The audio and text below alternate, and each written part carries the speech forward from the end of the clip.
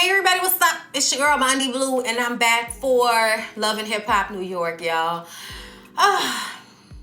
It was okay, it was fine, but okay, so let's just go ahead and get into it. Okay, so Chrissy says that Yandy isn't being honest. And, they're going back and forth. The episode kind of started off where the last one left off with them being at Jonathan's perfume event and Chrissy going off on Yandy for whatever reason. We don't even understand why. Like, we know you don't like Yandy. Most of us don't really like Yandy. And I'm sorry, but Yandy does lie about things. You talk mad mess, and when somebody comes to your face with it, you want to act like you didn't say that. Like, we saw that in this scene last week, okay? But ultimately, Chrissy, what are you this upset about? Make me understand. Like, I don't get it. I don't get it at all. I feel like us rehashing these things from years ago, like, I understand, like, we had to rehash it in order for all of y'all to come back on the show. But at the same time, it's getting to a point where it's starting to seem like y'all have a problem just to have a problem, not because there actually is one. So Yandy told Chrissy that she was working with Greg, okay? And Greg is Chrissy's business partner. So now Chrissy wants to go and talk to Greg and see if he was actually working with Yandy. I don't know why you care. Like, you making your money, what difference does it make if he's working with Yandy? Like, I just feel like that's stupid. But she goes and talks to him. He says that they were supposed to work together. She said that they would, but it never went through. She never followed up, and that was that. So I'm confused about whether they work together or not, because Yandy says they work together. She said that through one of her companies, she invested with Greg. Greg says that she didn't. I don't know what's going on. Is Greg lying to Chrissy because he doesn't want her to pop off? Like, what? Chrissy, why would this be pop-offable? Like, why is this something to pop off about? This is about this money, and at the end of the day, like Yandy said, why are you trying to stop my bag? Like, why? Like, that's just stupid to me. I don't like when people do stuff like that. You can not like me, but don't try to stop my bag. Like, get your bag. Don't worry about mine. You know what I'm saying?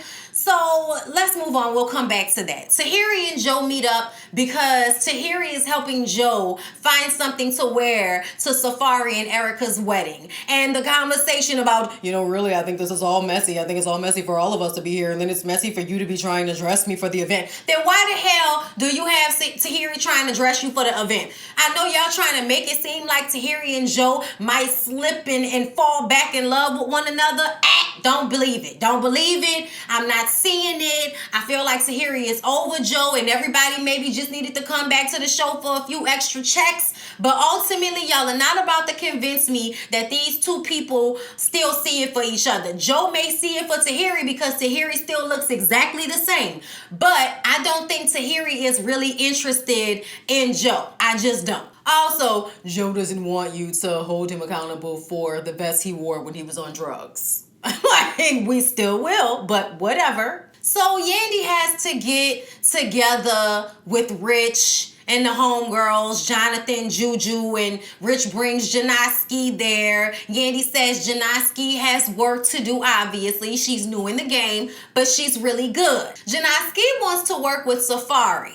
And so then the conversation is brought up that she might have to get approval from Erica. Janoski feel like, I don't have to get approval from nobody. I'm like, whoa, pump your brakes. I just feel like her energy is, too high right now. Calm down, bring it down. So it's obvious that we're running with this story that Erica has made Safari estrange himself from all his friends, specifically Yandy. Yandy meets up with her business partner, Jamila. I just saw Jamila on the Queen Pen's American Gangster series. True. Like, off rip, Jamila gets my respect. So, hey, Jamila girl, okay? And Yandy and Jamila are in business together, and they are trying to invest in properties in Newark, New Jersey to help these kids get out here and get these trades, learn how to do some shit so y'all can get this paper the legal way, because they stopped teaching y'all trades in school, so all y'all know how to do is rap, play ball, and sell drugs. We trying to give y'all some different options out here, okay? And I'm appreciative of that. So they go and talk to the mayor of Newark. And he's down for it. It was a great meeting for Jamila and Yandy. And after they discussed Chrissy and Greg. Greg is big business, okay? So Jamila says that they posted a picture when they went and had their meeting with Greg. Jamila, Yandy, Greg are in the picture. And Jamila posted it. Greg posted it. And then Jamila noticed sometime later that he'd taken the picture down. When she hollered at him to find out what the deal was, he says that Chrissy asked him to take the picture down because she didn't want them to be doing business together. Jamila didn't mention it when it happened because she thought it was petty, but now that we're all on the show, let's mention it. Okay? I said, now that is some petty ass shit, Chrissy. Who the hell cares about somebody posting a picture on social media? Sis, you need to grow up.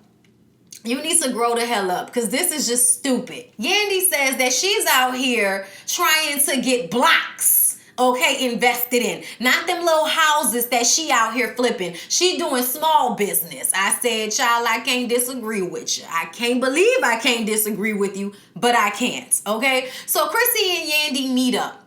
Chrissy says that Greg said they never worked together. She even pulls out a portfolio trying to show Yandy that her name ain't on the kiosk. And I'm just like, oh God, you went through these lengths to prove that Yandy wasn't really working with Greg? Like, you got too much time on your hands if this is what you out here doing, Chrissy. You coming back looking hella thirsty to me because this is like, why do you even care? Why? Like, you look like you thirsty to have beef with somebody because Jimmy ain't giving you no storyline. Like, this is just stupid, Chrissy. For real, okay? Chrissy says that Yandy's a liar, that she never really worked with Greg. And Yandy says, I did write the check through my company. It's not in my name, okay? Like, whatever the situation is, this is just stupid to me. Like, I don't care. I don't care either way. Yandy worked with Greg. Yandy didn't work with Greg. Chrissy, you shouldn't even fucking care, period. But Chrissy does admit that she asked Greg to take the picture down, proving just how immature her ass still is, okay? But then Yandy has to take it the extra step. You taking food out of my kid's mouth. I'm sure whatever you were doing with Greg was not your only income, Yandy. So stop putting 20 on 10, okay? Chill out, all right? Don't, every time something happens to you, you got to bring your children into it. Stop it. This ain't got nothing to do with your kids, all right? Like, Lord have mercy. But at the same time, Chrissy, come on now. This is just real basic bitch activity that you out here doing. Why don't you put some heat on the back of Jimmy's neck the way you trying to put it on Yandy's back? At the end of the day, he the motherfucker that lost y'all house. So y'all moving on. Fresher introduces us to his baby mom's Jen that he's been with since high school, and we see they two beautiful children. They have a beautiful family situation going on. He's moving them to Jersey. He's got his business that he had, trying to get popped off, his management business, and he wants to sign Janoski. The issue is that Jen wants to be a part of the business, but she likes to fight groupie hoes. That's what she says. Meaning every time this man has a meeting, a business opportunity with another female artist, Jen pops out of nowhere with her homegirls trying to wreck shit. And I just kind of feel like really, bitch? Like, really? You don't have nothing else to do? I mean, I wouldn't want you to come to any of my events if this is how you're going to act either.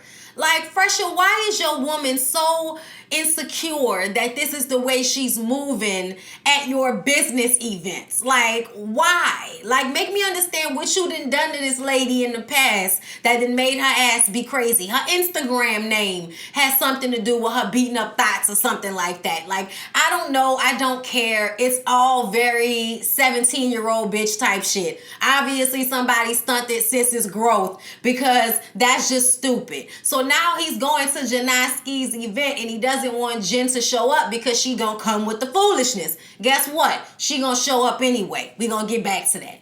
So Erica is stressed out because they're trying to hurry up and get this wedding done before she starts getting too big in the belly with the baby, all right? But it's stressful because it's a lot to get done. It's very expensive, and she's going over the invitation list. And there's conversation about whether Yandy should be there or not. I feel like everybody is trying to make the issue with Erica but it's really Safari that's creating the issue. And Safari is doing that thing he did when he was on Love and Hip Hop LA with Lyrica and A1, where there's drama and you're not really talking. So we don't know what the hell is really going on. Why is there an issue? You said Yandy was your sis, Yandy was your friend. Yandy and Erica don't have beef from what I understand. Not really. Y'all talk some shit about each other. Big whoop. Everybody does that on these reality shows. Why wouldn't she be invited to the wedding?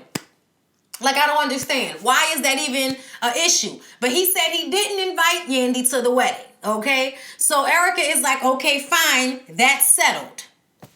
Well, that wasn't true. Erica feels like the relationship between Yandy and Safari is weird because whenever she's around, they don't speak to one another. So why is it that y'all can't talk when I'm around? That is weird. So instead of Safari having a conversation with Yandy or having a conversation with Yandy and Erica first, he goes to talk to Tahiri about it. Goes to Tahiri's salon so that we can see that Tahiri has a Dominican salon in New York somewhere and it's popping. Good for Tahiri, okay? She business partner with her sister. They in there flat ironing and straight combing the shit out of the Dominican girl's hair so they don't look like they black. Great.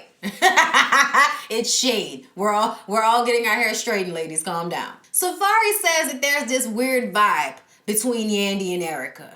And Tahiri thinks that it's all in Safari's head and he's making it an issue just like I feel, okay? But she just says get them in the same room, get them to have a conversation and fix whatever the vibe is. Same thing I said. We didn't need to go to Tahiri for this. So Safari just wanted to show off his colorful fur. That's really all he wanted to do. So we get to Janoski's performance. Rich brought some heavy hitters to her show, and so she's excited about the people who Rich has brought to the scene. All Fresha is talking about is getting her body done and pumping her ass with Fix-A-Flat, and she's not really happy about those options. So of course she's kind of leaning more towards Rich's side, and Fresha doesn't want Janoski to get out of his grip, especially he doesn't want to lose her to old school ass Rich Dollars. Okay, like, so there's some competition going on, but she gets on stage, she performs, she does very well, she busts a split, you know, she was rapping, but when she busted a split, she had to stop rapping. Girl, you got to get on your Beyonce and learn how to do your dance moves and hold your words at the same time. It's not like you up there singing. Work on that, but you look great, girl. I didn't, waste time learning your rap because I don't care that much, but you look good, girl. You look like you knew what you was doing out there. I'm happy for you. That split did it, and that, okay, like, do that shit. I was happy for you, girl. Get it. So Tahiri, I don't know why she didn't realize this was being messy, tells Jonathan and Juju that Erica is pushing to get her and Joe back together. So you know they feel some type of way because Jonathan and Sin are best friends. You know Jonathan's best friend is every damn body, but whatever. But they feel like that's messy and that's messed up for Erica to be trying to get them back together, considering the fact that, Sin and Joe aren't really broken up. I said it looked like they broken up to me. She moved out of his place. They don't talk to each other except for when it's about the baby. So I don't think they're together. I also feel like, you can't consider this flaw, but at the same time, Erica and Sin are not friends anymore. They had a relationship. It went downhill fast. There was some bad blood. They had a conversation where it was supposed to be fixed. But yeah, it does seem flawed for Erica to be trying to push Tahiri and Joe together. If that happens, you shouldn't have no parts of that. Okay, so it does seem messy. But at the same time, Joe and Tahiri have so much history that if they did get back together, I don't understand why anybody would actually be upset about it. Like, we understand y'all want Sin and Joey to be together, but I honestly don't see that happening. I don't see the maturity level there on either one of their fronts, in order for them to be together. But I don't think Tahiri really wants to be with Joe. I just think that this is the storyline. And that's what I feel about most of these fights and arguments happening on this season, is that it just seems like some shit that y'all aren't really invested in, but let's just have it on camera so we can have something to show for the show. So Fresha and Janoski are talking, and he wants to know if she's going to work with him or Rich, okay? And she brings up how Rich introduced her to some heavy hitters. I forgot who they were, okay? I didn't notice anybody, but you know, whatever. Either way, she's feeling Rich a little bit more. Then, as he's explaining all the things he can do for her, here comes Jen walking up, already looking upset. She walks up, and apparently the last time Janoski and Jen came in contact, she showed up at an event and Janoski asked if she can talk to Fresher in private. That pissed Jen off. Honestly, it seems as if anything will piss Jen off because she's the baby mama stuck at home feeling insecure. I'm sorry, sis, but you need to get that together because this is just ridiculous. And Janoski is childish, so it doesn't make it any better. So as soon as she starts popping off, then Janoski starts dancing and doing all of these dance moves and shit, being a child, okay? And Jen is upset and going off like that shit she rap about. I'm really about that shit. I'm really about that shit because I'll hit in the head. You know, she going off about all the violent things she'll do to Janoski, and we don't even understand why, other than the fact that Janoski doesn't like your energy, and you don't like her because you don't like any female working with or being around your baby daddy.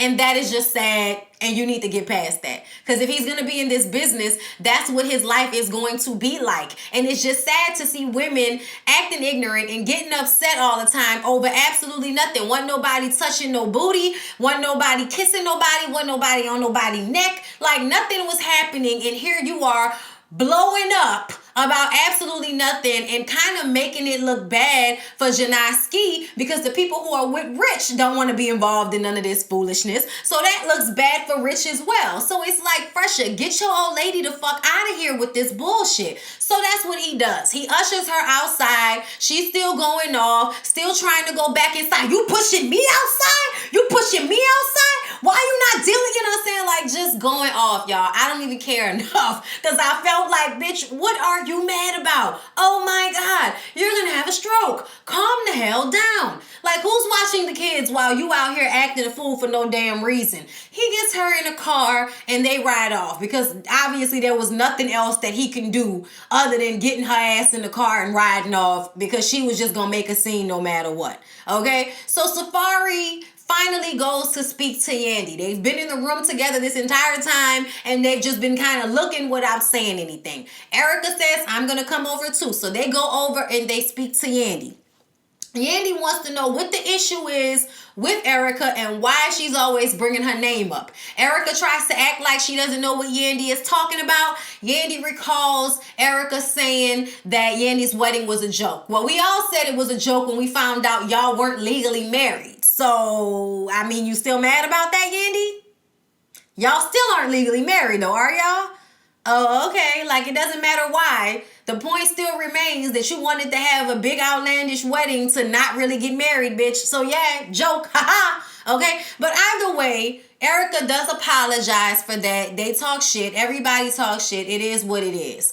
But this is when we realize that Erica doesn't seem to have an issue with Yandy. Yandy doesn't seem to have an issue with Erica. What is the damn problem? Safari is just standing there like a deer with his head cut off. It almost makes you feel like something happened between Yandy and Safari, the way he's acting. So Yandy brings up the fact that he texted her and asked her if she wanted to come to the wedding, and that was an invitation. He told Erica he didn't invite her, but he did. Yandy is like, I didn't mean to cause any issues. I'm just going to walk away because I thought she knew. I didn't mean to upset anything. I'm going to just go over here. I said, sure you didn't, Yandy. Sure you didn't.